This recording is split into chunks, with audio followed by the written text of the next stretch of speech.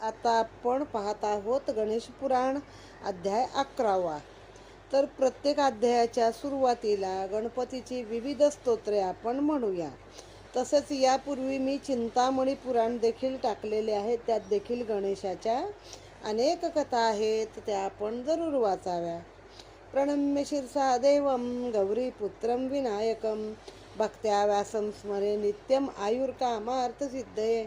प्रथमं वक्रतुण्डञ्च एकदन्तं द्वितीयकं तृतीयं कृष्णपिङ्गाक्ष गजवक्त्रं तु चतुर्थकं लम्बोदरं पंचमं च षष्ठमं विकटमेव च सप्तमं विघ्नराजेन्द्रं धूम्रवर्णं तथाष्टमं नवमं बालचन्द्रं च दशविघ्नं तु विनायकम् एकादशं गणपतिं द्वादशं तु गजाननं द्वादशैतानि नामानि त्रिसन्ध्या यत्पठेन्दरा न च विघ्नभयं तस्यं सर्वसिद्धिकरं प्रभो.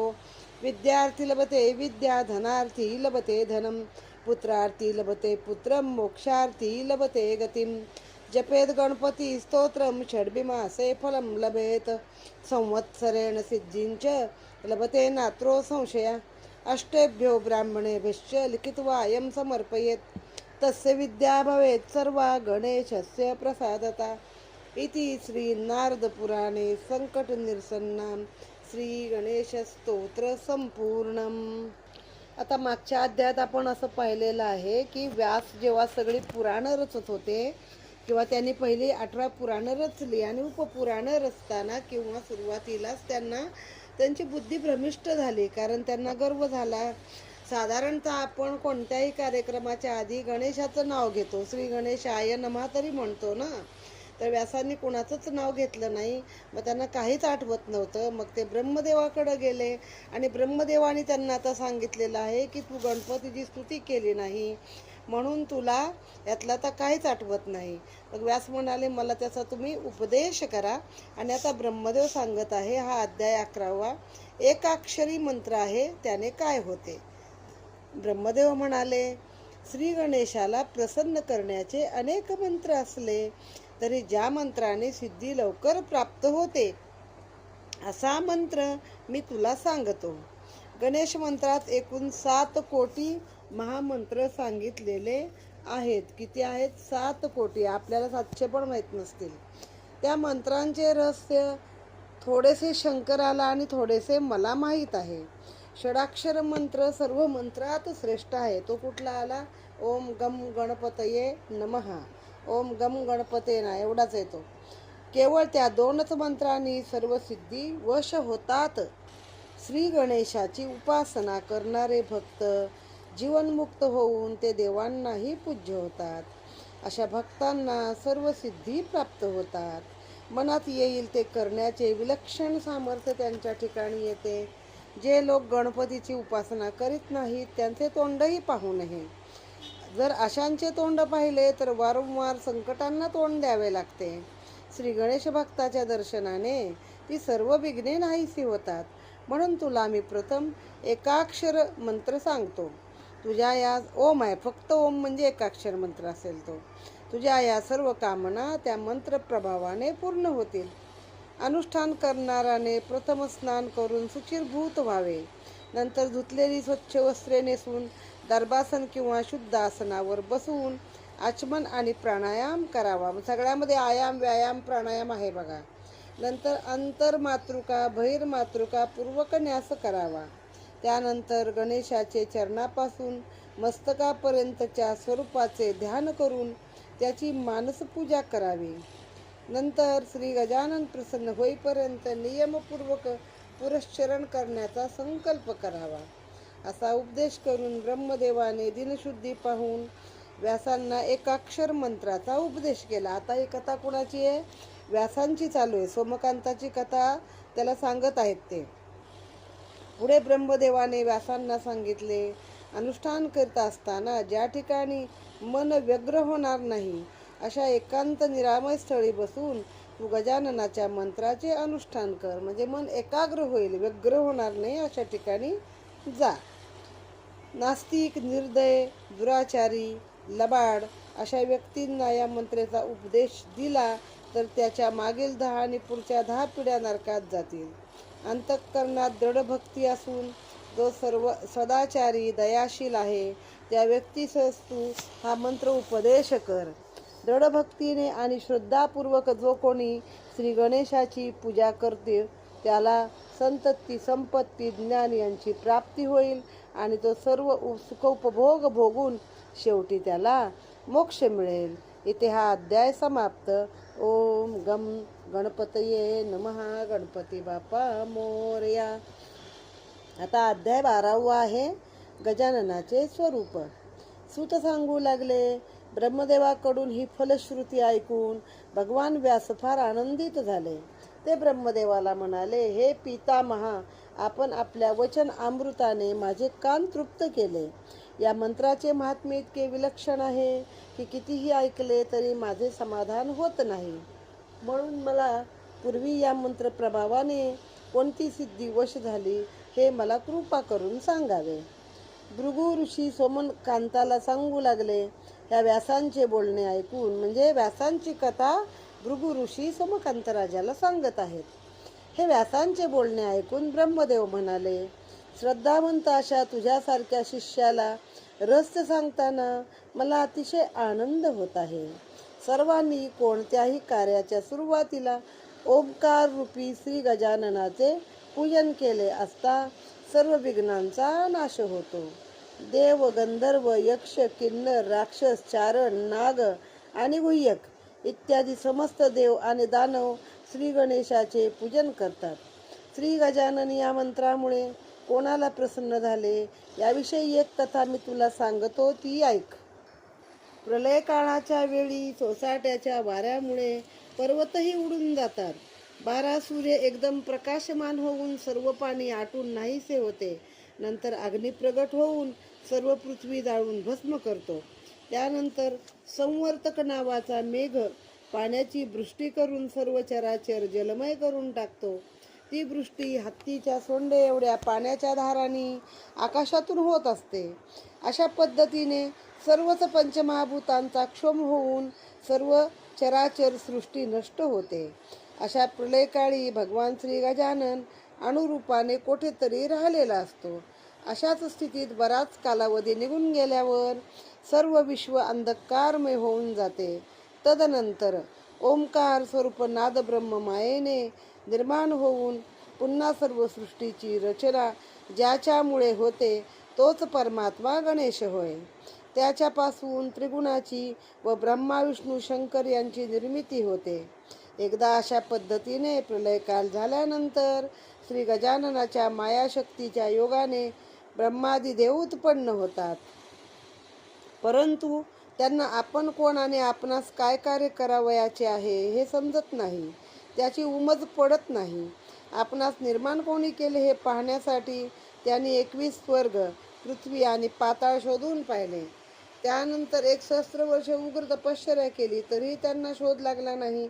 ते सर्वजण पुन्हा पृथ्वीवर आले. त्यांनी पृथ्वीवरील सर्व अरण्ये, समुद्र, नद्या, पर्वत, सरोवरे सर्व काही शोधून पाहिले, परंतु त्यांना काही शोध लागला नाही. नंतर काही काळ पुन्हा तीव्र तपश्चर्या केल्यानंतर त्यांना आकाशात अपूर्व असे तेज दिसू लागले. त्या तेजामुळे त्यांचे डोळे दिपून गेले. ते तिघे जण त्या तेजाचा थांग लावण्यासाठी आकाशात खूप भटकले आणि दमले. त्यांची अशी करुण अवस्था पाहून गजाननास त्यांची दया आली आणि त्याने आपले सर्वांग मनोहारी रूपाचे दर्शन दिले. श्री गजाननाच्या चरणाच्या आरक्त नखांनी कमळे लज्जित झाली. त्याच्या शरीराच्या रक्तवर्णाने सायंकालीन सूर्य निष्प्रभ झाला आणि त्याच्या कटीसूत्राच्या पिवळ्या वर्णाने सुवर्णाचा मेरू पर्वतही पराजित झाला. तर श्री गजाननाला 4 हात असून त्याच्या हातात खड्ग, खेटक, धनुष्य, शक्ती ही 4 आयुधे शोभत होती. त्याचे नाक हत्तीच्या सोंडेप्रमाणे आकर्षक होते. त्याच्या मुखाची प्रभा पौर्णिमेच्या चंद्रापेक्षा अधिक तेजस्वी होती. प्रत्यक्ष वराहाच्या दाढेलाही लाजवणारा असा एक दात त्याच्या मुखाबाहेर आला होता. त्याच्या सोंडेचे टोक पाहून ऐरावत वगैरे 8 दिग्गजांना भीती निर्माण झाली. त्याच्या मस्तकावरचा मुकुट अनेक सूर्यापेक्षा दैदिप्यमान होता. त्याच्या अंगावरील दिव्य आणि तेजस्वी वस्त्राने ताऱ्यांचे तेज हरपले होते. असे ते गजाननाचे तेजस्वी आणि मनोहारी रूप पाहून त्याला पाहताच त्या तिघा देवांनी त्याची मुक्त कंठाने स्तुती करण्यास प्रारंभ केला. इथे हा अध्याय समाप्त झालेला आहे. गणपती बाप्पा मोरया, मंगलमूर्ती मोरया. पुढे अध्याय 3 सुरू. तिन्ही देव श्री गणेशाचे पुढील प्रमाणे स्तवन करतात. हे गजानना, तू साक्षात परब्रह्म आहेस. तूच सर्व विश्वाचे कारण आहेस. तू सर्व विद्याचे निधान आहेस. तूच रजोगुणाच्या आश्रयाने ब्रह्मा होऊन सृष्टी निर्माण करतोस. तू सत्वगुणाचा आश्रय घेऊन विष्णू होतोस आणि अनेक अवतार धारण करून साऱ्या सृष्टीचे रक्षण करतोस. तूच तमोगुणाचा आश्रय करून शंकर होतोस आणि सर्व सृष्टीचा नाश करतोस. सर्व वेदांताचे सार तूच आहेस. इंद्र, चंद्र, वायू, सूर्य ही तुझीच रूपे होत. पंचमहाभूते तुझ्यापासूनच निर्माण होतात. तुझ्या चरणाचे स्मरण करणाऱ्यांना संकटाची पीडा होत नाही. तुझ्या प्राप्तीसाठी आम्ही तिघा देवांनी पुष्कळ भ्रमंती केली, परंतु अखेर तुझ्या कृपेनेच आम्हाला आता तुझे दर्शन झालेले आहे.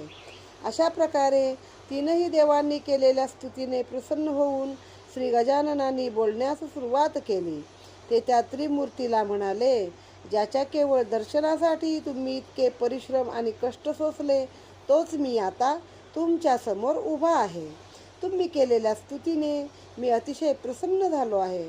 तरी तुम्ही वर मागून घ्या, कारण आपण जे स्तोत्र गायले आहे त्या स्तोत्राचा पाठ प्रातःकाळी सायंकाळी भक्तिभावाने जो कोणी करील, त्याची सर्व पातके नष्ट होऊन त्याला विपुल प्रमाणात संपत्ती लाभेल आणि शेवटी तो मोक्षाचा अधिकारी होईल. या वरामुळे त्या तीनही देवांना अतिशय आनंद झाला. ते म्हणाले, हे गजानना, आमच्यावर जर आपण प्रसन्न झाला असाल तर आमचे विस्मरण आम्हाला कधी होऊ नये. आपले विस्मरण आम्हाला कधीही होऊ नये असा वर आम्हाला द्या. त्याचप्रमाणे आम्ही निर्माण झाल्यावर आता पुढे काय करायचे याचे आम्हाला विस्मरण झाले आहे. आम्हाला काही कळत नाही. त्यामुळे आम्ही काय कार्य करावे याचीही तुम्ही आम्हाला माहिती द्या.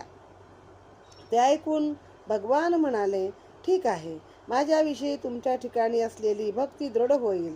तुमच्या गुणाप्रमाणे मी तुमची कार्ये नेमून देतो. ब्रह्मदेवा, तू सृष्टी निर्माण कर. विष्णूने तिचे संरक्षण करावे आणि शंकराने पुनश्च त्या सृष्टीचा नाश करावा. अशी आज्ञा श्री गजाननाने त्या तिघांना संपूर्ण वेद, शास्त्रे, पुराणे यांचा उपदेश केला. अशी आज्ञा केली आणि हा सगळा उपदेश दिला आहे व त्यांच्या कर्तव्याचे सामर्थ्य त्यांच्या ठिकाणी निर्माण केले. मग श्री गजाननाला ब्रह्मदेव विनम्रपणे म्हणाले, हे देवादिदेवा, सृष्टीच्या निर्मितीची आपण मला आज्ञा केली, परंतु ती सृष्टी निर्माण कशी करावी हे मला समजत नाही. त्यामुळे ते मला आपण समजावून सांगा. मग श्री गजानन म्हणाले, माझ्या देहात सर्व ब्रह्मांडाचे वास्तव्य आहे. ते तू एकदा पाहिलेस म्हणजे तुला सर्व समजून येईल. असे म्हणून गजाननाने ब्रह्मदेवाला आपल्या श्वासमार्गाने हृदयात नेले. औदुंबराच्या फळाप्रमाणे अनेक ब्रह्मांडे श्री गणेशाच्या देहात असलेली त्याच्या दृष्टीस पडली. स्वतःच्या अचाट सामर्थ्याने त्यांनी त्यातील एक अंडे फोडून श्री गणेशाने ते ब्रह्मदेवांना दाखविले. ब्रह्मांड म्हणतो ना आपण, म्हणजे अंडच आहे शेवटी त्यामध्ये शब्द. त्या अंड्यामध्ये सर्व सृष्टी ब्रह्मदेवाला दिसून आली. उदरातील ब्रह्मांडात देखील दुसरा ब्रह्मदेव विष्णू, रुद्र, इंद्र, चंद्र, सर्व देव, पृथ्वी, अरण्य, नद्या, समुद्र, यक्ष, गंधर्व, किन्नर, ऋषी, राक्षस, मनुष्य, पशु, मत्स्य, उद्भिज, स्वेदज, जारज, अंडज असे 4 प्रकारचे प्राणी, 21 स्वर्ग, सप्तपाताळे वगैरे सर्व सृष्टी ब्रह्मदेवाला प्रत्यक्ष पाहायला मिळाली. आता यातील उद्भिज आणि अंडज यांचा अर्थ सांगते. अंडज म्हणजे पक्षी, त्यातून निर्माण होतात. स्वेदज म्हणजे जे घामातून निर्माण होतात. आणखीन उद्भिज म्हणजे हे छोटे कीटक आहेत ते आहेत. तर ही सर्व सृष्टी कशी बनली, ती गणपतीच्या आतमध्ये अनेक ब्रह्मांड आहे, त्यातील एक ब्रह्मांड अंड फोडून दाखवलं आणि ती रचना ब्रह्मदेवाला समजली की कसं आपण आता करायची आहे सृष्टी. हा अद्भुत चमत्कार पाहून ब्रह्मदेवाने दुसऱ्या अंड्यात काय आहे ते पाहिले. त्याही अंड्यात पहिलाच प्रकार आढळला. अशा तऱ्हेने ती अनंत ब्रह्मांडाची रचना पाहून ब्रह्मदेवाची अक्कल गुंग होऊन गेली ही अद्भुत निर्मिती पाहून आपण येथून बाहेर जावे की येथेच वसावे हेही त्याला निर्णय करता येईना. अशा दिग्मूढ अवस्थेतच ब्रह्मदेवाने श्री गणेशाची पुन्हा स्तुती करण्यास आरंभ केला. ब्रह्मदेव म्हणाला, हे गणेशा, गगनातील अगणित नक्षत्रे किंवा वाळवंटातील वाळूचे कण यांची ज्याप्रमाणे कोणालाही गणना करण्यास येणार नाही, त्याचप्रमाणे तुझ्या उदरस्थ ब्रह्मांडाची संख्या देखील कोणाला निश्चित करता येत नाही. म्हणजे जसे वाळूचे कण आहेत तद्वत किंवा आकाशातली असंख्य नक्षत्र आहे, अशी इतकी ब्रह्मांड त्याच्या पोटामध्ये होती. तर त्याने स्तुती केली की मला आता याचं ज्ञान झालं, आता मला यातनं बाहेर काढ. तुझे मला तशा प्रकारे अचूक ज्ञान झाल्यामुळे तो मोक्षही अगदी तुच्छ वाटू लागला आहे. या विलक्षण निर्मितीमुळे माझी बुद्धी कुंठित झाली आहे. आता मी येथेच राहावे की बाहेर जावे हे सर्वदा आपल्या स्वाधीन आहे. तू योग्य ते कर. ब्रह्मदेवाची ही दिग्मूढ स्थिती ओळखून गणेशाने त्याला आपल्या उदरातून बाहेर काढले. नंतर त्याने विष्णू व शंकर यांनाही कर्णमार्गाने आपल्या शरीरात नेऊन त्यांना विश्वरूपाचे दर्शन घडवले. ते पाहून ब्रह्मा, शंकर आणि विष्णू तिघेही अतिशय आनंदात झाले. त्यांनी तिथेच निद्रा केली. आता विष्णू आणि शंकराने आतमध्ये. इथे हा अध्याय आता समाप्त झाला आहे. एकंदरीत अध्याय 11 ते 13 या अध्यायामध्ये आपण या एपिसोडमध्ये पाहिलेले आहेत. ओम गम गणपतये नमः.